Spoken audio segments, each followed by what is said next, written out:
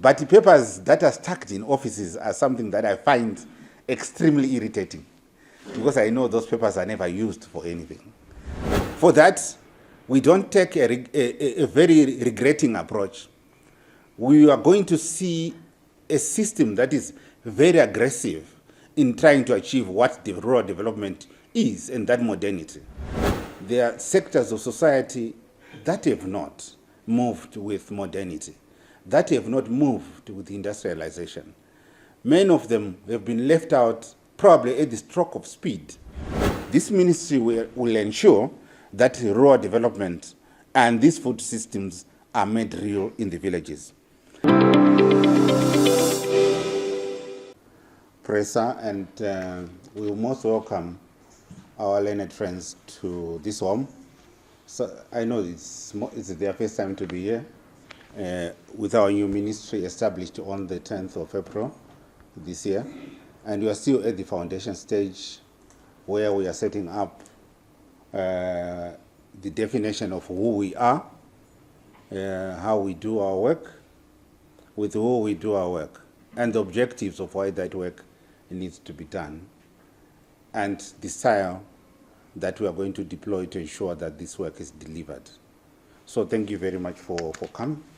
But today we are celebrating something different, and we should be expected to be out there with society celebrating World Rural Development Day. Did you know that it was World Rural Development Day? But what did you do about it? Huh? You're supposed to go out and meet people elsewhere other than in your offices, to meet people and celebrate with them. Next time, I'm sure we'll be able to do it better and to do a lot more in celebrating this particular day, which will be a calendar signature event in all of our work and all in our planning and all of our strategies. But we celebrate it also for different reasons. Before I even go to read the press statement itself, I would like to emphasize that the Ministry of Lands and Rural Development is beyond just lands. People know this building as a lands building. And most of the officers have already indicated just by saying your position that you are a lands officer. But we deal much more than with just land. We deal with rural development, and it is the alpha and omega of what and who we stand for. Land is just but an enabler of development, or of transformation and modernization of society. As an enabler, it has got so much variance that affect the life of people in different ways and affect the planet in different ways. And it's a shared resource. It's not just our resource as Zimbabweans, but it's a global resource. It's an earth that is shared by so many other species, biological species, where we find minerals, where we find our water, where we breathe our oxygen, where we have all these mineral components that are very important and vital for the sustenance of the earth. I always like to say some of the significant P's when it comes to what development should stand for. It's about place, it's about people, it's about progress, and most vitally of all of them, it's about prosperity. And my name is Prosper. And therefore, for me, I see land differently. I see land as giving us the opportunity to progress in whatever we do in life. I know that different sectors of society require land for different things, but for us, chief of it is actually the development and transformation of people's life, be it in terms of how they make wealth, and be in terms of how they make income, and how they dispose their income towards their own lives. And living on land must be dignifying, because it's a minimum requirement for any species, and a minimum requirement for all the things that we use or are enablers for things that we need to be getting on a day-to-day basis. So land is important, but we are saying today, rural development is probably more important than land itself. And we want to celebrate with the world this day. I know that in many parts of the world, especially in Asia, they put this day so prominent on their calendar that everyone is celebrating it. But we also want to do a fest. And I always like to be very attemptive and very audacious in terms of intentions. One of them being to make International Rural Development Day a reality here in Zimbabwe and in all our communities. But more importantly, to go regional and to go international. Why? Why shouldn't we? We should also be able to connect with other rural communities across the world, to understand who they are, to be able to interface with them, to interact with them in terms of the definition of what that world, the world we yearn for that is rural, should look like. People, all of us, we've got different worldviews around what we aspire. What you aspire might not be my aspiration, but the universality or the sum total of it is what matters when it comes to unified development. And we badly need that in this country. We need it simply because there are sectors of society that have not moved with modernity, that have not moved with industrialization. Many of them have been left out probably at the stroke of speed by the accessibility and use of technologies. And here I would emphasize artificial intelligence, because that's what you and I are using probably on a day-to-day basis. My challenge each night, my challenge each day, is what are we going to do individually as we go back home to say, oh, we are living this world of artificial intelligence, which probably most of you and all of us experience in different ways. It might not be specific to work, but specific to things that drives us into the workspaces, into the life spaces, into where we live. And rural areas should not be left out of technology in innovation and the skills and opportunities around what that provides. And a rural development that is industrial based, and rural development that is led by the people, is what we require and want to do. As our president articulates very well, and these days he is very persistent and consistent in saying that rural development will be the in thing into 2030. It is part of our national development strategy.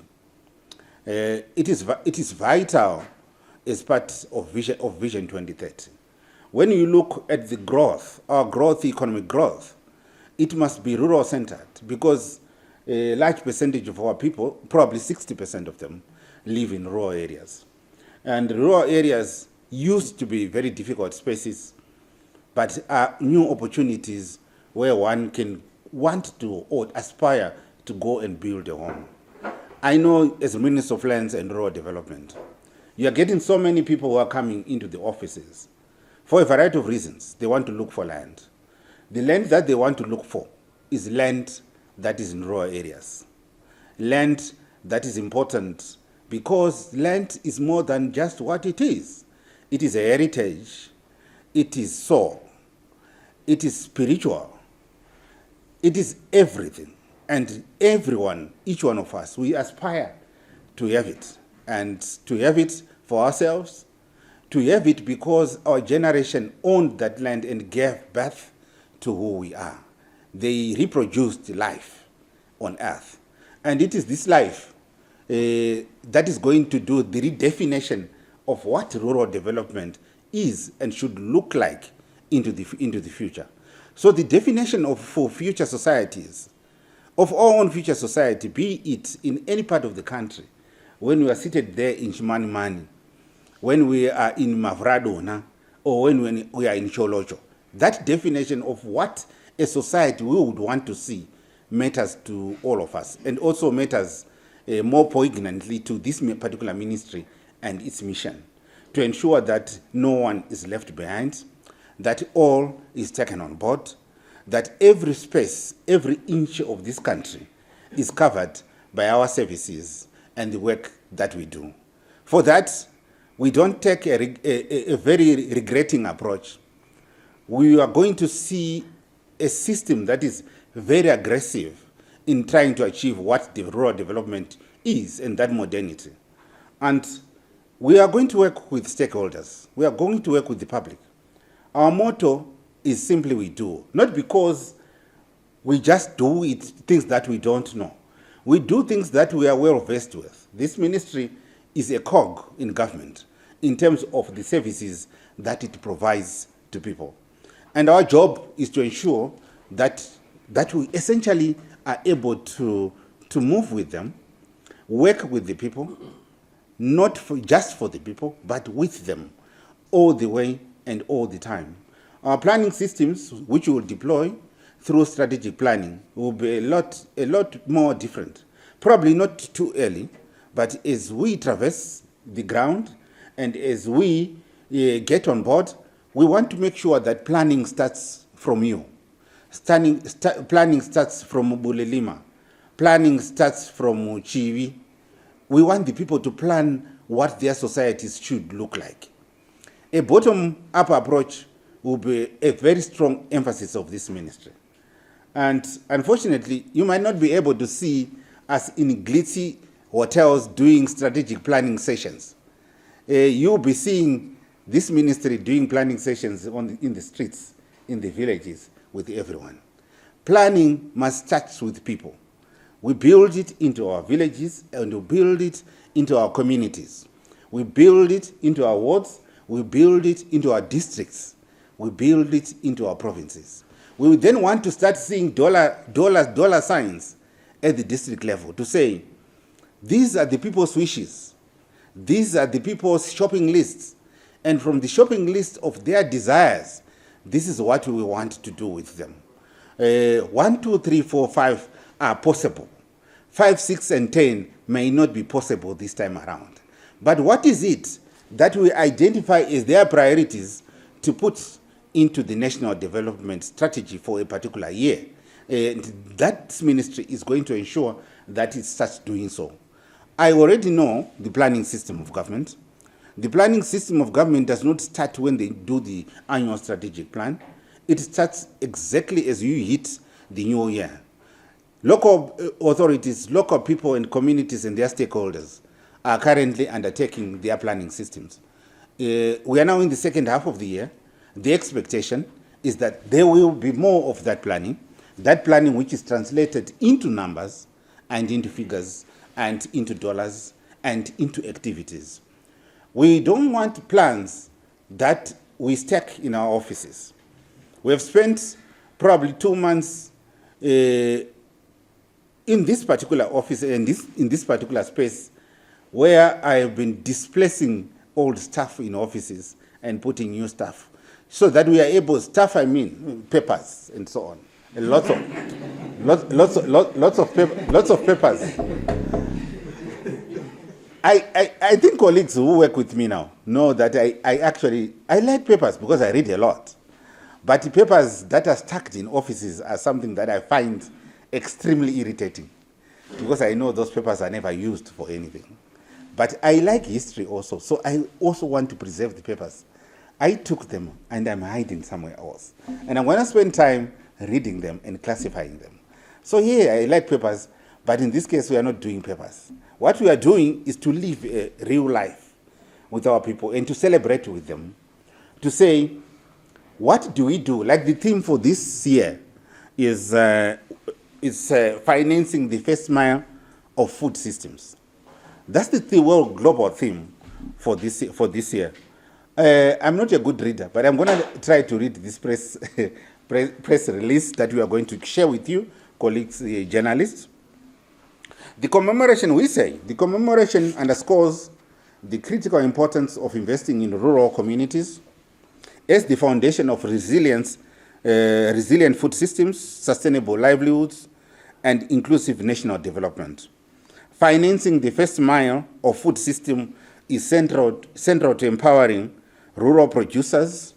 The world today requires the strengthening of agricultural value chains, in which processing of such food becomes a big business in Zimbabwe, ensuring that communities at the grassroots receive support to contribute to the national and global food security. Through a variety of mechanisms, such as financing, mechanization, advisory services, and a variety of capacity strengthening efforts, this ministry will ensure that rural development and these food systems are made real in the villages. In Zimbabwe, this global theme aligns with the ministry's guiding philosophy, our land, our prosperity, which recognizes land as a key productive asset for driving agricultural transformation, rural industrialization, and an inclusive economic growth. The government of Zimbabwe, under the auspices of the leadership of His Excellency, the President Dr.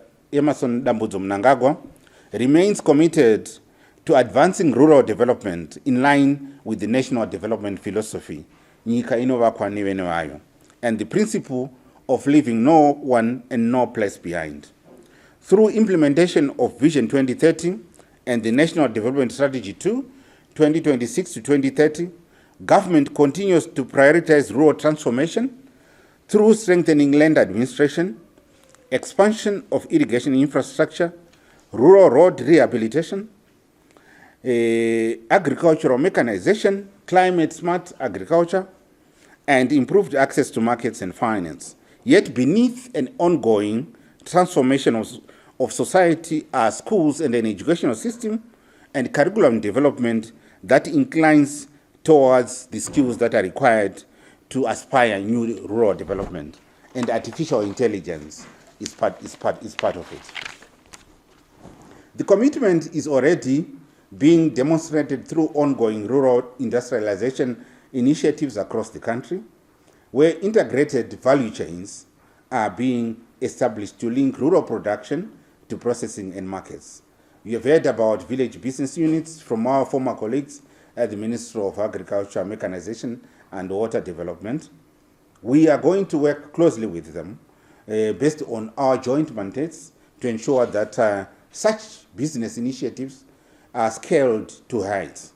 Our aim is to ensure that rural communities directly benefit from the full economic value of natural resources. Land transformation and what we do, and with it, is a vital resource to new food systems, and security of tenure is a priority. To date, the ministry has rolled out a one-stop center for the issuance of full title deeds here in the offices where you are sitting, in this building. We are in the process of establishing similar centers at district and provincial levels as we go by, to enhance convenience and improve access for farmers across the country. The Land Tenure Implementation Committee has provided vital leadership to the program to date. We are all geared for expansion and growth in securing land and therefore our food systems. We celebrate our achievements of, for example, our mobile phone reaches about 104%, and we have got stability in the growth of our energy systems. Unfortunately, last time we had a systems disturbance, but you all will support me that for over a year now, we have experienced less load shedding than any other year before. The growth in renewable energy has grown and has shifted significantly since 2014 by 272%. It affects more of those who live and work in rural areas and also in urban areas. Our ministry is focused on addressing poverty at its core. By 2030, based on high-speed growth in infrastructure and our GDP expected to reach double digits, we can attrition poverty by at least 30%. We know already, based on the data from our poverty assessment studies since 2017 and 2019, that the poverty levels at that stage were about 70%. We've done significantly a lot more, but we haven't attritioned those figures. We are about to go probably into another assessment of the same, but our expectation as a ministry is that by 2030, we should work towards reducing it by 30%. That means we go below 50% for the first time in the history of the country. If we work based on particular enablers, land being one of them, the coordination of infrastructure, the coordination of water resources, the coordination of energy, ensuring that there's sustainable energy for all. If we do all those key enablers, we then will be able to achieve some of these targets. So putting land to good use, having citizens access to sustainable renewable energy, growing technical skills, and having our schools break the passing rate. It has hovered between 30 and 33% for high school, both primary and secondary education. If we break it by 7 or 6% to 40%, it will have significant results.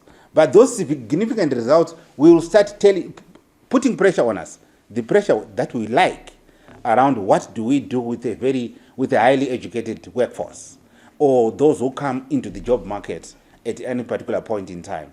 The absorptive capacity of our tertiary institution, we know that it's quite limited. And now we need to think through what is it that we'll do with the new curriculum, new educational curriculum towards more skills development that are relevant, where people live, and where we want those places to be brought onto development. Our idea is also that there must be jobs everywhere. We are responsible for all lands in Zimbabwe, but by being responsible for all lands also means that we watch what development, how it takes place, where it takes place, because it's on our land. And that's a reality. So we want transformation to reach everywhere. All small towns must be processing centers. That's what we want to do. We want to work with our partners in local government, in industry and commerce, in Ministry of Finance and International Trade, as they also promote economic zones, or when we do our spatial economic development, there are about 8 or 9 spatial development corridors in the country. We want to then say, using the trunk of the spatial development corridors, we would want to see development happening in nodes in particular areas. Not everyone should just be coming to congest particular cities. People should be able to go to any city and get services. But we are saying that those services must be taken to the people. And you would see a lot around the scope for ICT and innovation development, the deployment of relevant, I'm deliberate to say relevant artificial intelligence that works for us in rural communities. So our motto will be industry for every town and into the future. And we know our young people will be able to help us through some of the messages and the languaging around that. The Ministry of Lands and Rural Development reiterates that sustainable rural development is central to national economic transformation, investments in rural communities that directly contribute to food security, employment creation, and poverty reduction, and improved livelihoods as well through secure forms of tenure for beneficiaries and the provision of the same to those that require it. On this important day, the Ministry calls upon development partners, financial institutions, and other stakeholders to support and scale investments in rural development initiatives that strengthen production, value addition, rural enterprises, and infrastructure development, strengthening the financing for rural communities, and also accelerating productivity, as well as unlocking opportunities across the entire value chain of our food systems. And of course, we definitely need to go global. We don't want to keep on exporting unprocessed products. We want value addition like yesterday. And that value addition must not be centralized or skewed in particular areas. It must spread where opportunities and enablers are existing. The ministry affirms its commitment to implementing policies and programs that promote equitable access to land, sustainable rural development, and resilient agricultural systems in pursuit of Vision 2030. We are not regretful. We want to promote Vision 2030. In fact, our idea is that we must overachieve and achieve it early so that we are able to spread or extend the definition of our visioning beyond 2030. And to do so, we require specific actions and specific work to be done in our rural communities everywhere. And we want to do this work with the people, and we celebrate this day. And I hope, colleagues, you also celebrate this very day. And let's give it a toast. And we toast by just lifting our hands to say, thank you, God. Thank you, Lord, for this very day that we have been provided by our Almighty. And by Almighty, we are going to deliver rural development to the people, by the people, with the people, all the time, and every time, and simply we do. Thank you very much.